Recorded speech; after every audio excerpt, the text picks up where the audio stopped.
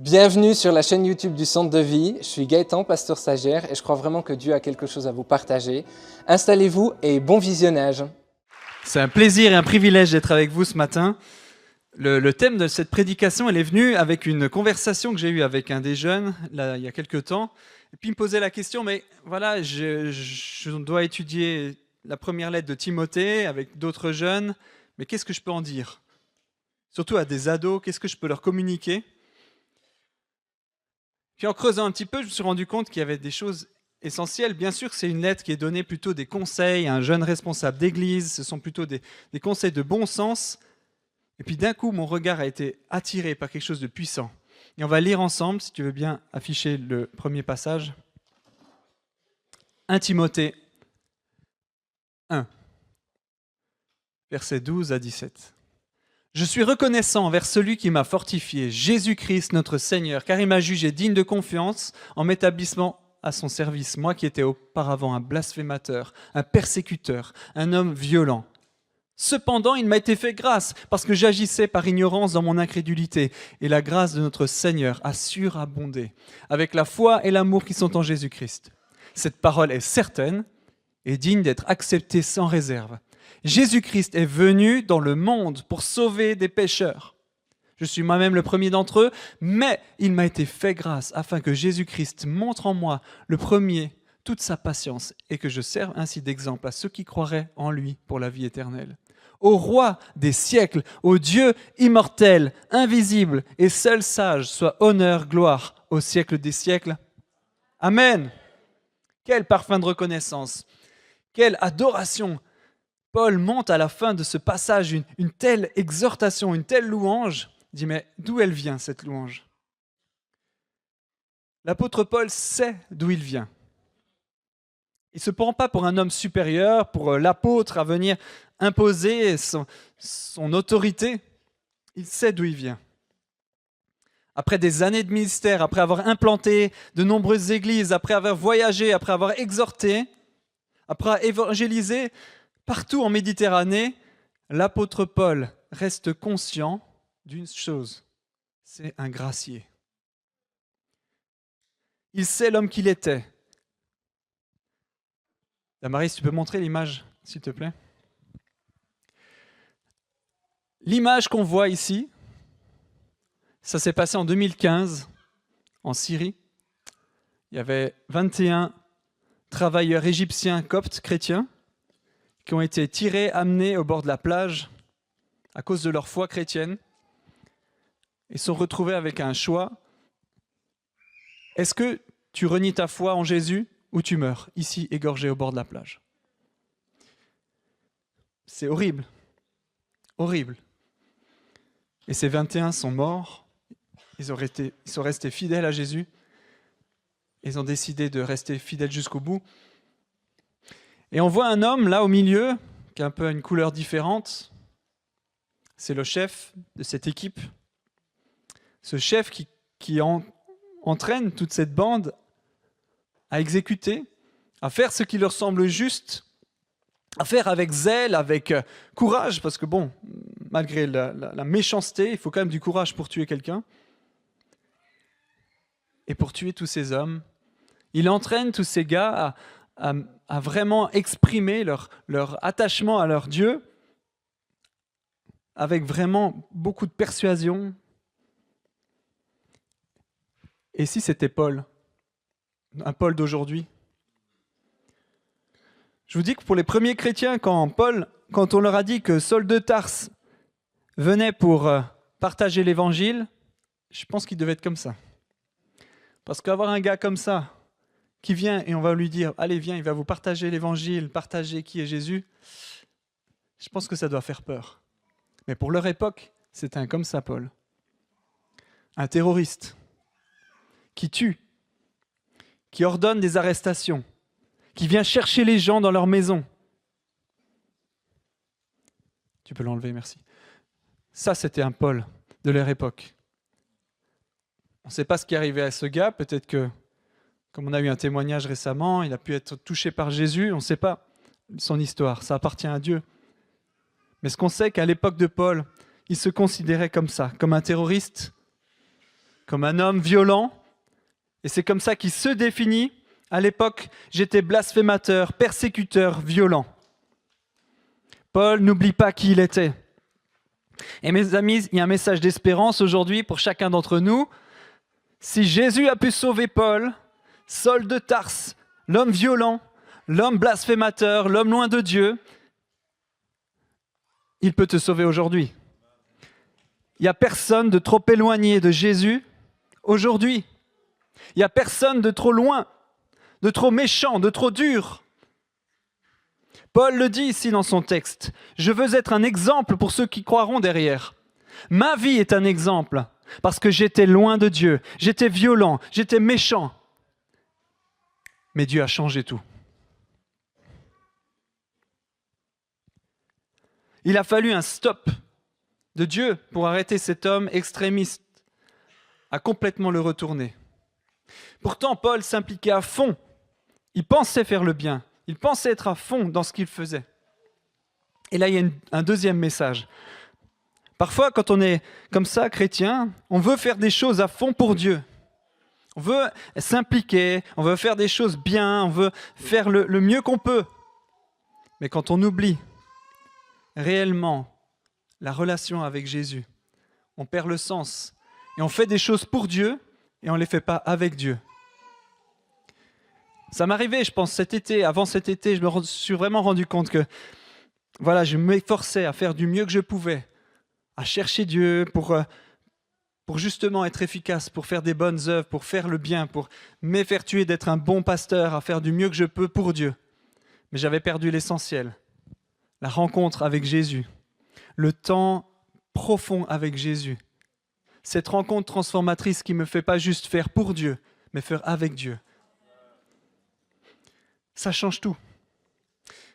Il a fallu un stop pour Dieu, pour Paul, pour qu'il s'arrête dans sa voie d'errance, à son zèle acharné, à faire, à être là, déterminé à faire quelque chose. Mais à un moment donné, Jésus est venu le rencontrer et dit « Non, tu ne me connais pas. » Je suis fasciné par ce texte parce qu'il y a un terme extraordinaire. Le « mais » de Dieu. Mais Dieu. Ce « mais » est tellement important. Dans sa situation, il y a un « mais ». Tu peux être au fond du gouffre, tu peux être loin de Dieu, tu peux être éloigné de tout. Mais Dieu est venu. Mais Jésus s'est manifesté. Il y a un « mais » de Dieu. Il n'y a pas de quelque chose de trop grand pour Dieu. Pas de trop grand péché, pas de trop grand errement, pas de trop grand adversité, souffrance, errance. Lorsque Dieu le décide, ta destinée peut changer. Il y a un avant et un après la rencontre avec Jésus. Saul de Tarse a rencontré Jésus sur le chemin de Damas. C'était un homme déterminé, violent pour Dieu, agissant à fond. Il a rencontré Jésus et sa vie a été transformée. Peut-être que ce matin tu dis « je suis trop nul, trop mauvais, trop sale pour me rapprocher de Dieu ». Peut-être que ta vie elle est entachée par le péché. Tu te sens peut-être trop lourd. J'ai une bonne nouvelle. Il y a le « mais » de Dieu. Dieu dit « mais je peux changer ta vie. Je peux changer ta destinée. Je peux changer le bourbier dans lequel tu es. Je peux t'extraire de ta situation. Je peux changer ta destinée. Aujourd'hui, si tu me rencontres vraiment, si tu m'acceptes vraiment comme le Seigneur, ta destinée va changer. Ta vie passée, tes péchés parfois qui reviennent. Aujourd'hui, Dieu veut dire stop. Le message de Jésus, dans ce texte, Paul fait le mélange entre son expérience de sa rencontre avec Jésus et il dit « Mais il m'a été fait grâce, mais Jésus-Christ est venu. » Ce « mais » change tout. Jésus est venu dans nos vies pour changer notre destinée, changer notre trajectoire.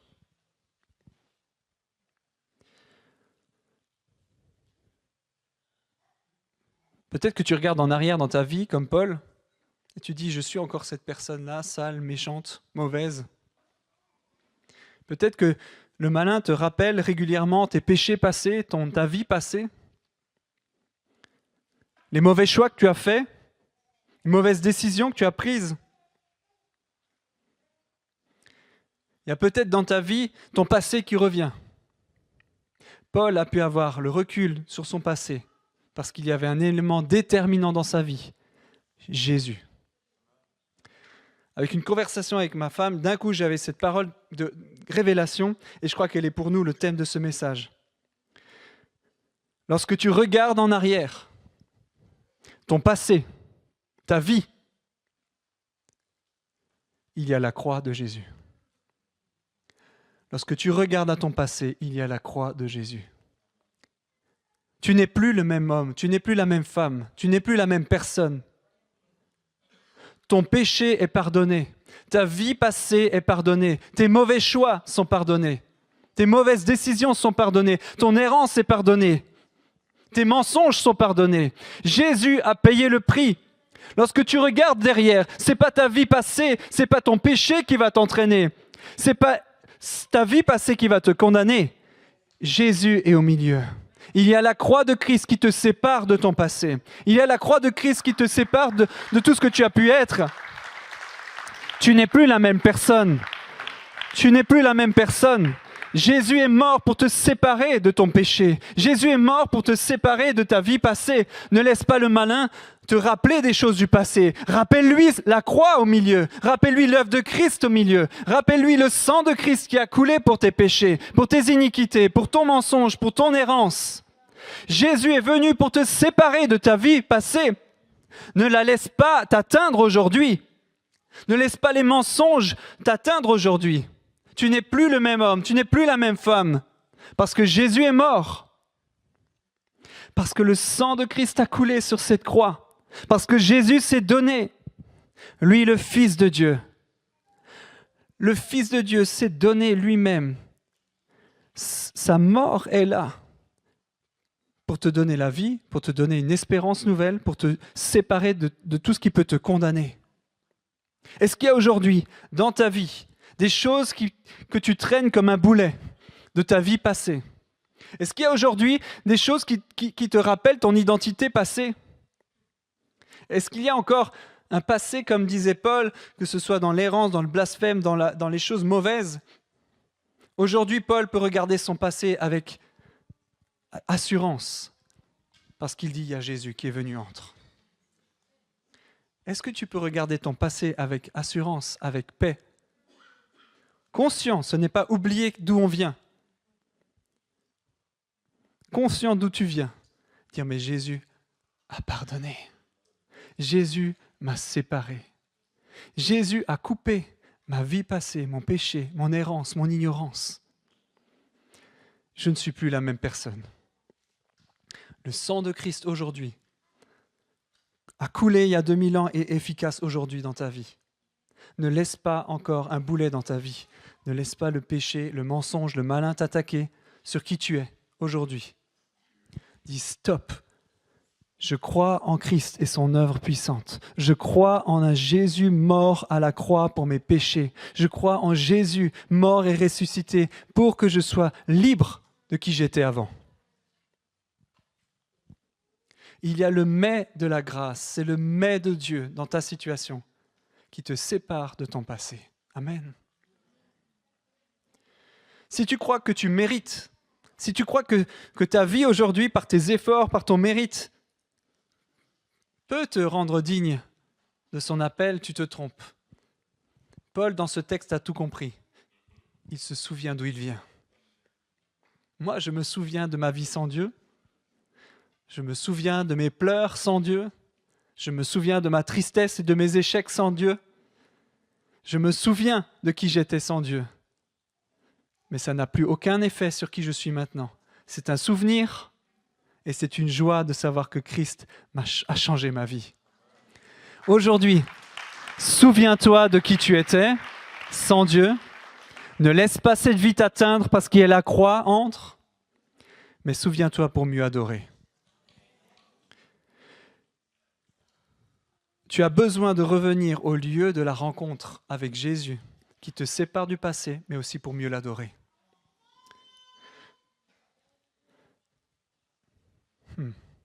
Parfois, on a l'impression qu'on ne sait plus trop adorer, ou qu'on adore simplement par souvenir de quelque chose de l'œuvre de Dieu. Mais Jésus a accompli une telle œuvre puissante qui me transforme. Et c'est pour ça aussi que je peux l'adorer. En fait, Dieu a prouvé son amour. Tu peux remettre encore ces deux versets pour montrer encore les mais de Dieu. Romains 5, 8. Mais Dieu prouve son amour envers nous, en ce que lorsque nous étions encore des pécheurs, Christ est mort pour nous. Mais Dieu. Encore un autre. Éphésiens 2, verset 3. Mais Dieu, qui est riche en miséricorde, à cause de son grand amour dont il nous a aimés, nous qui étions morts par nos offenses, nous a rendus à la vie avec Christ. Les vies sont changées. En se souvenant d'où on vient, Dieu est venu intervenir et changer nos destinées. Tu peux montrer encore la slide suivante, je crois, avec le schéma, il me semble. Je suis loin de Dieu, mais Dieu est intervenu. Donc, j'adore. J'étais loin de Dieu, mais Dieu est venu par sa croix, par sa puissance, par son sang. Et maintenant, je peux adorer pour me souvenir. C'est le schéma de ce passage que Paul a rédigé. Je me souviens d'où je viens. Je me souviens de l'œuvre de la croix. Quelle grâce, quel cadeau immense de Jésus mort pour mes péchés. Jésus mort pour me transformer. Jésus mort pour transformer ma destinée, pour changer ma trajectoire. Je ne suis plus en train d'errer vers le mal. Je ne suis plus en train de tomber. Je suis en train de me relever vers Christ. Et on va parler encore ces prochains temps des bénéfices de la croix et de la grâce de Dieu. On va encore parler dans ces prochaines séries de voir en quoi nous sommes héritiers. Mais je voulais vraiment remettre les bases et l'essentiel. Notre vie ne peut pas entrer dans un nouvel héritage si on est attaché encore à notre ancienne vie. On a besoin d'une séparation, on a besoin d'un changement, on a besoin de la grâce de Dieu, on a besoin de vivre coupé du péché, on a besoin de cette séparation pour entrer dans une nouvelle vie, pour entrer dans la destinée et dans les promesses du Seigneur. Si tu n'expérimentes pas réellement une séparation de ta vie passée, tu ne peux pas entrer dans le futur. Tu es tiré, tenu en arrière. Et aujourd'hui, il y a une œuvre puissante qui se fait dans certaines personnes, dans certains cœurs, je le sais. Je veux couper, séparer, libérer, enlever, que son sang coule, que son pardon agisse, que sa grâce te transforme aujourd'hui pour changer ta destinée. Là où tu sembles être loin, à tomber toujours plus bas, il y a un mais de Dieu qui te dit non, je suis venu payer pour que tu aies la vie. Je suis venu payer pour que tu sois libéré, pardonné, transformé. Le mais de Dieu est tellement important dans nos vies. Et je vous encourage, mes amis, à ne pas laisser le malin vous rappeler d'où tu viens. Rappelle-lui la croix. Rappelle-lui la croix qui te sépare de ton passé. C'est tellement important pour entrer pleinement avec joie, sans aucun lien, sans aucune attache, dans le futur et dans l'espérance. Amen. Dieu veut changer des destinées aujourd'hui. Si tu mets la croix de Christ au centre. Paul a été capable d'oublier d'où il vient, mais non, de ne pas oublier d'où il vient, mais que ça n'a aucun impact sur sa vie. Et c'est pour ça qu'il peut vraiment adorer. Quel merveilleux passage d'adoration il donne à Jésus, roi éternel, merveilleux Dieu. C'est tellement beau de le voir louer le Seigneur derrière, parce qu'il sait d'où il vient. Il voit le futur qui est devant. Il voit l'espérance qui est devant. Il voit sa trajectoire de vie qui a changé. Peu importe les adversités, ce que tu vis, ce que tu traverses, aie confiance qu'il y a un mais de Dieu pour changer ta trajectoire. Ce matin, tu t'attends peut-être à une intervention de Dieu dans ta situation, dans ta vie. C'est lui qui a le dernier mot.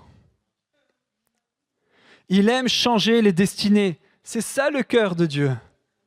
Il n'a pas voulu que tu tombes. Ça aurait été mérité, ceci dit, que je tombe.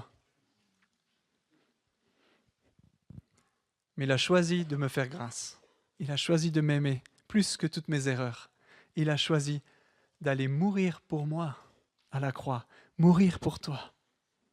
Son sang a coulé pour ta vie et ta destinée. Si tu perds la croix en perspective, tu ne peux pas vraiment adorer. Si tu perds la perspective de la grâce, tu manques un morceau vraiment de l'adoration. Tu ne peux pas vraiment adorer profondément.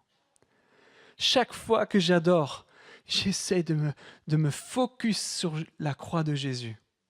C'est là que tout a changé. C'est là que ma vie a basculé. C'est là qu'il y a eu un changement, un point déterminant qui a changé ma vie. C'est pour ça que je peux adorer.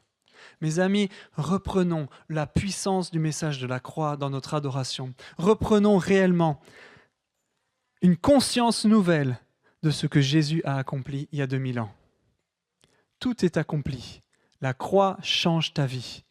Ce que Jésus a fait il y a 2000 ans détermine ce que tu es aujourd'hui. Sans Dieu, j'étais perdu sans Dieu, mais Jésus est intervenu pour me sauver. Et ces changements de trajectoire, Dieu les fait constamment. Il l'a fait pour Joseph. Il en a fait pour plein d'autres dans la Bible. Juste pour Joseph, Genèse 50, verset 20. Vous aviez projeté de me faire du mal, mais Dieu l'a changé en bien pour accomplir ce qui arrive aujourd'hui, pour sauver la vie d'un peuple nombreux.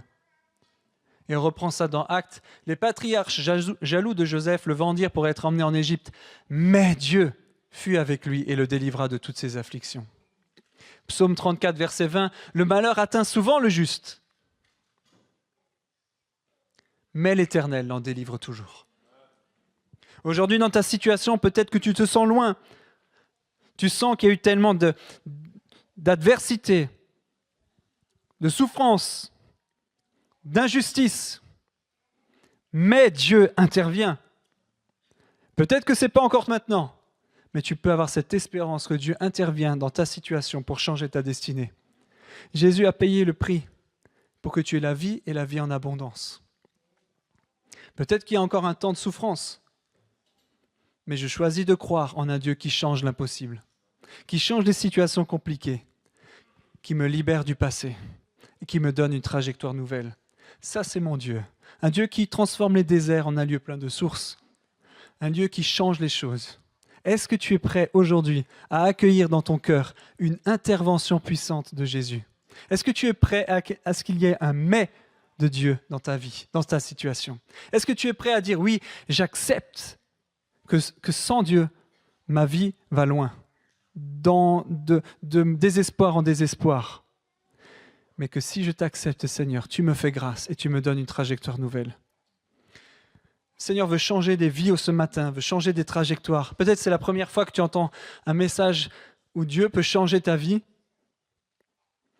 C'est le moment. C'est le bon moment pour dire « Ok, je veux rencontrer celui qui peut changer ma vie. Je veux rencontrer celui qui me fait grâce, qui me libère, qui me pardonne. » Et c'est vraiment le moment pour avoir cette vie nouvelle qui s'active dans ta vie aujourd'hui. Ne laisse pas le malin te rappeler ton passé. Dis-lui, j'accepte la grâce du Seigneur Jésus. J'accepte qu'il soit mort pour moi, pour que j'entre dans une destinée nouvelle. Amen. Est-ce qu'on peut tous se lever?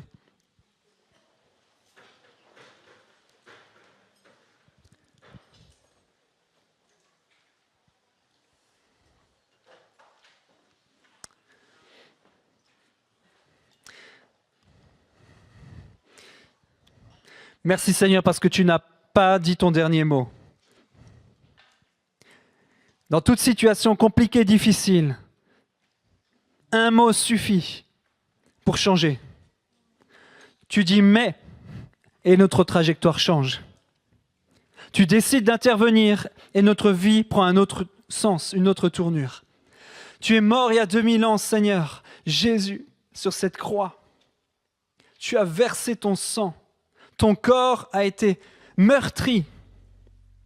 On t'a couronné d'épines. On s'est moqué de toi. On t'a injurié. Pour qu'on puisse vivre aujourd'hui. pour qu'on puisse expérimenter ce salut, cette grâce. Merci Jésus. Je ne te dirai jamais assez merci. Merci pour ton amour. Merci pour cette croix qui me sépare de mon passé. Merci pour cette croix qui me libère du péché. Merci pour cette croix qui me libère de toute oppression, de la mort. Merci pour cette croix qui change ma destinée. Merci Jésus pour ton amour immense qui est efficace aujourd'hui.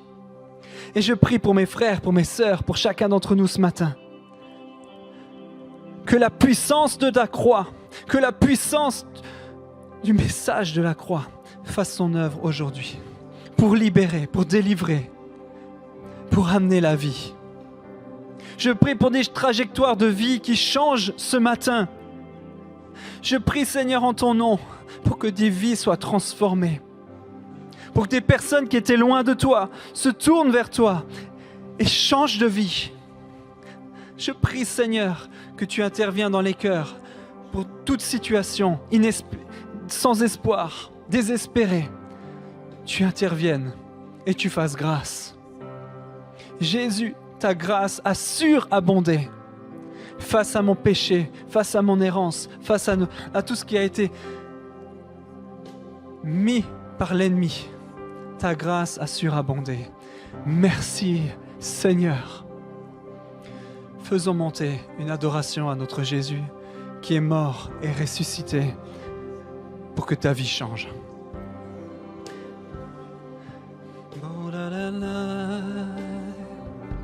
Je loue ton nom.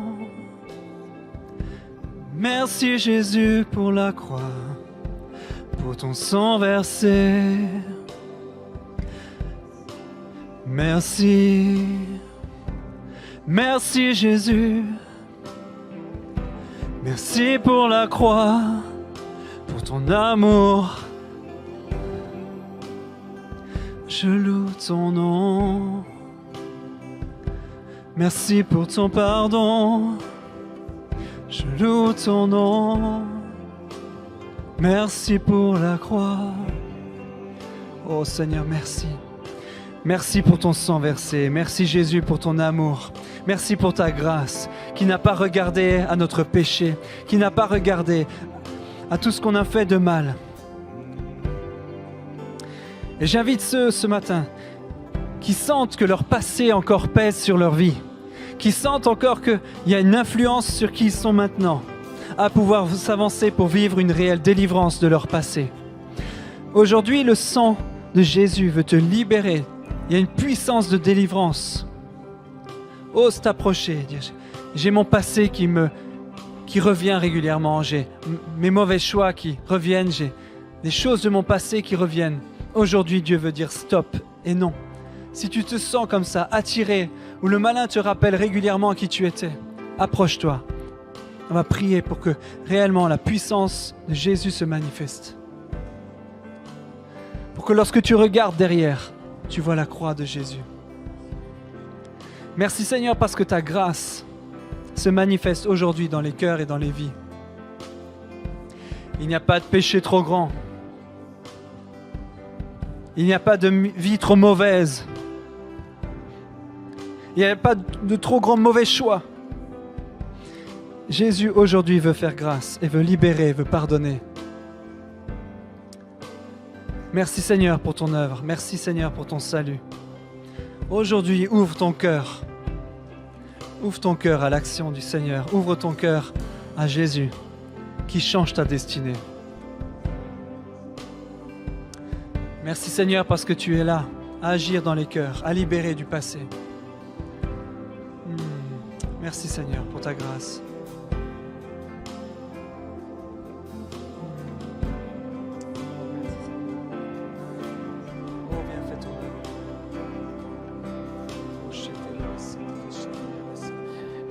Il y a vraiment un appel. Ne passe pas à côté de ce moment. C'est un temps de libération, c'est un temps de délivrance. C'est un temps durant lequel cette croix de Christ, elle agit, elle opère ce matin. N'hésite pas, viens encore quelques minutes à l'avant. si c'est ton moment. Et j'aimerais aussi adresser un appel à ceux et celles. Si tu n'as pas encore accepté Jésus-Christ dans ta vie, si cette croix, c'est un nouveau message pour toi, tu as peut-être suivi de l'extérieur, mais tu réalises aujourd'hui la nécessité de devenir enfant de Dieu, d'être sauvé. Est-ce qu'il y a quelqu'un ce matin qui est là et tu n'es pas sûr d'être sauvé, mais tu aimerais? J'aimerais t'inviter à lever ta main là où tu es pour qu'on puisse prier avec toi aussi. Est-ce qu'il y a quelqu'un ce matin? Alléluia. Oh, alléluia.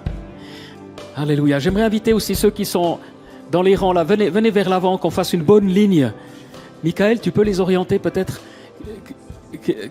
qu'on occupe bien l'espace ici. Oh, le Seigneur agit. Le Seigneur agit. Alléluia. Est-ce qu'il y a quelqu'un ce matin, je ne vois pas super bien, mais qui sent que c'est son moment pour recevoir Jésus dans ta vie? Lève ta main simplement là où tu es. On a à cœur de prier avec toi aussi. Oh Seigneur Jésus, viens. Alléluia. N'hésite pas à venir. Amen.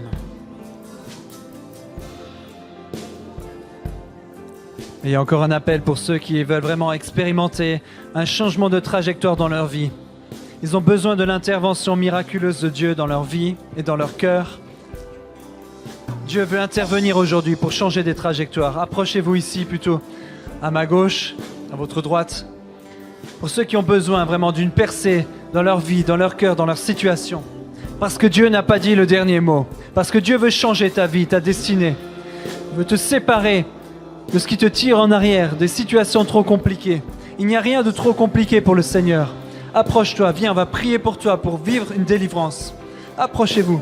Ceux qui vivent vraiment des combats dans leurs finances, dans leur situation professionnelle, dans leur situation de santé, dans leur santé mentale, qui veulent voir des changements et des percées, je vous invite juste à vous avancer pour que Dieu manifeste vraiment sa puissance de délivrance aujourd'hui.